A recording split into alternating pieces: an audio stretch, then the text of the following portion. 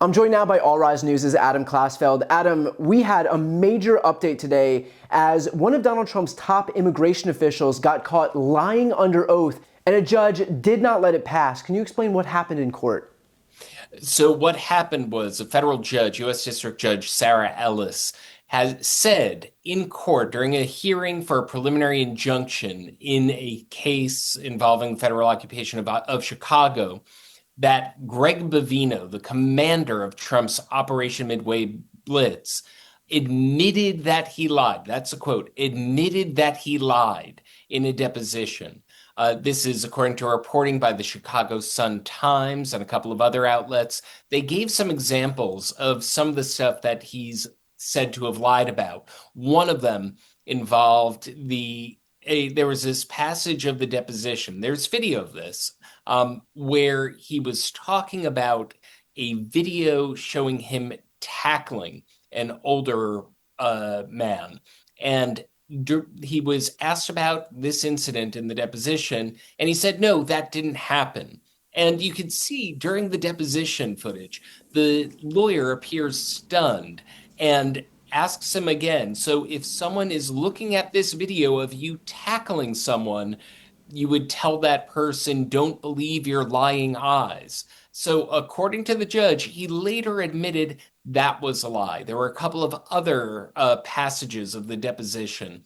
There was another one where he was asked about a pepper ball incident where a clergyman a Protestant clergyman who was pepperballed by a federal officer at an elevation.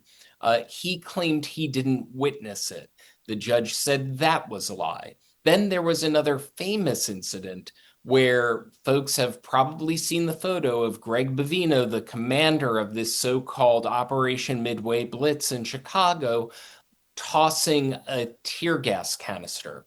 And the tear gas canister, he said he had to toss it because he could have been pelted with a rock by a protester. He admitted, apparently, according to the judge, according to reports from the courtroom, that he was not, in fact, hit by a rock, which was the central justification for tossing a tear gas canister into a crowd. So these are multiple incidents. It all came out during a hearing, and at the end of that hearing, the federal judge, Judge Ellis, issued an injunction blocking Bovino and the agents that he supervises in Chicago from violating the rights of journalists, protesters, and clergy.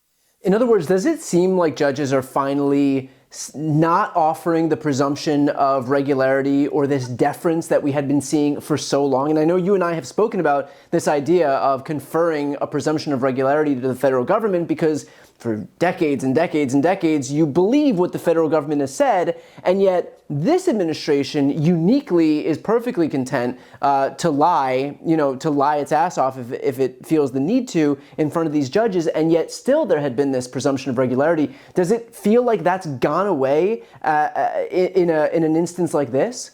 It just keeps on happening. It happens in the case of Kilmar Abrego Garcia. It happened in the case here. It's happening across the country. It's happening in cases where just the same day, the sandwich thrower case, the jury tossed that out, and it's part of a pattern.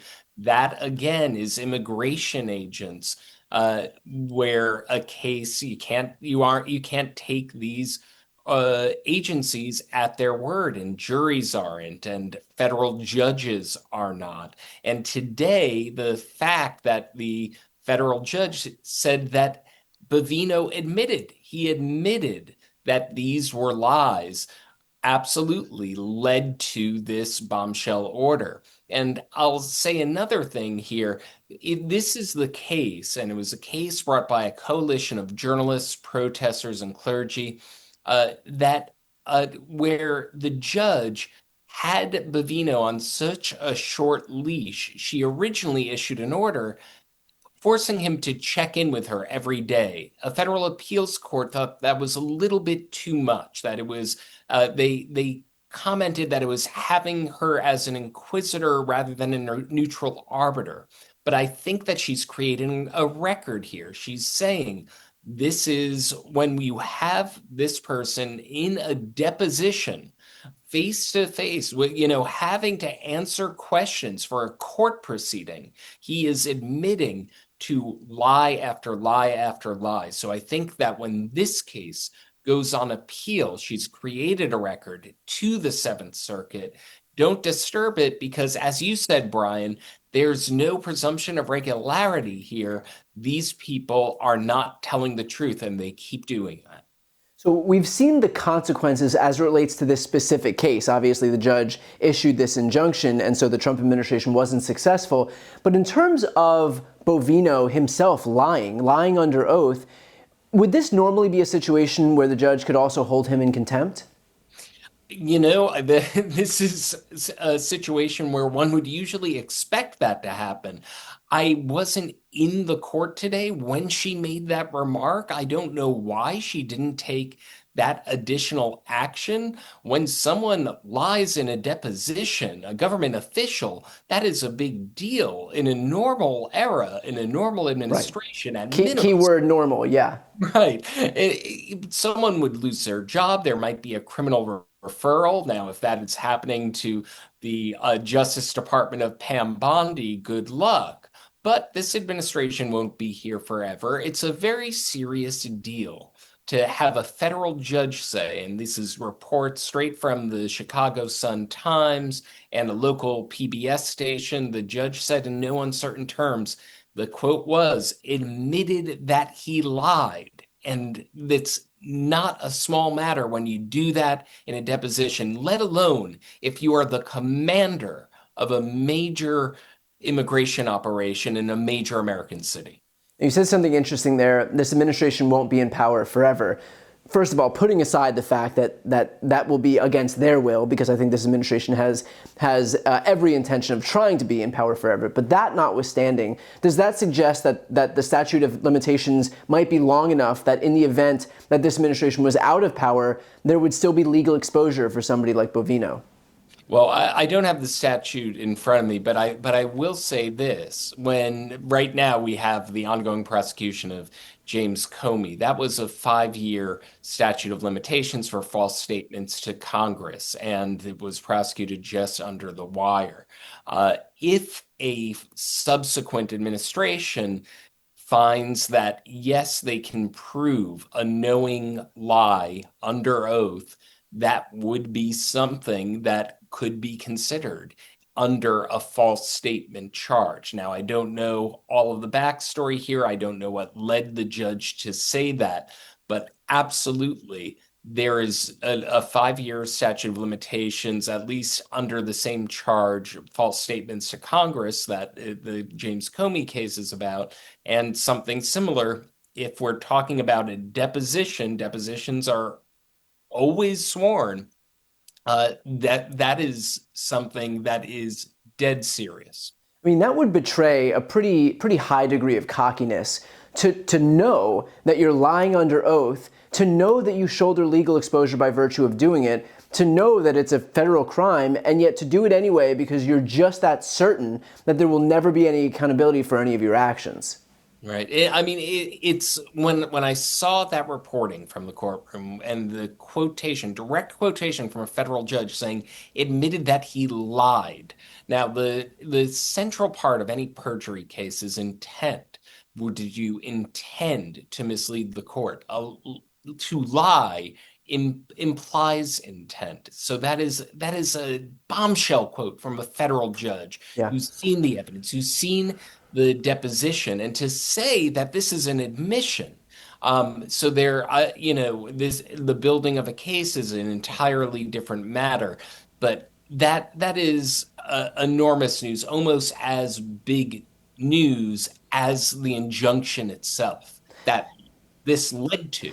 And I just want to talk about that to finish up here. Can you talk a little bit more about what we can expect as the result of this injunction? So I'm sure it is already, for example, under appeal. There's going to be extensive litigation. I think one consequence of admitting that one lies is that you weaken your litigation Yeah. position once this goes Well, it would up. make sense, right? Because if you were in a position where the facts would speak for themselves, then you don't need to lie. And so that kind of betrays the innate weakness of that case. Right. I mean, you hurt your credibility if you knowingly lie, if you admit that you lie. And we haven't seen her written opinion. The written opinion is going to hit the docket, and we'll go through it. But I'm sure that she's carefully built a record over the course of the hearings that have gone into all of this. So there's an appellate road ahead, but for the time being, there is an active injunction blocking law enforcement from violating the rights of these journalists, protesters, and clergy, which I think is a relief to anyone in Chicago who wants to assert their rights. Now, whether they follow this order, this has been, they've been under a TRO and there's been some problems with enforcing the order, but this is where the rubber hits the road. Now there's an injunction, now there's a series of findings, and hopefully that leads to some accountability and constraint. Well, we will, of course, stay on top of this. For those who are watching right now, if you'd like to support Adam's work and independent media more broadly, a great way to do that is to subscribe to All Rise News. That's his independent media outlet. He's not part of some major media conglomerate, and he often travels across the country to be able to cover this stuff in person. So any subscriptions that you take to All Rise News directly supports him and his efforts. So again, I'm going to put that link right here on the screen and also in the post description of this video. If you'd like to support my work and continue watching these videos, including interviews with Adam, I'm going to put the subscribe link to this channel on the screen as well. Thanks so much, Adam. Thanks so much, Brian. Always a pleasure.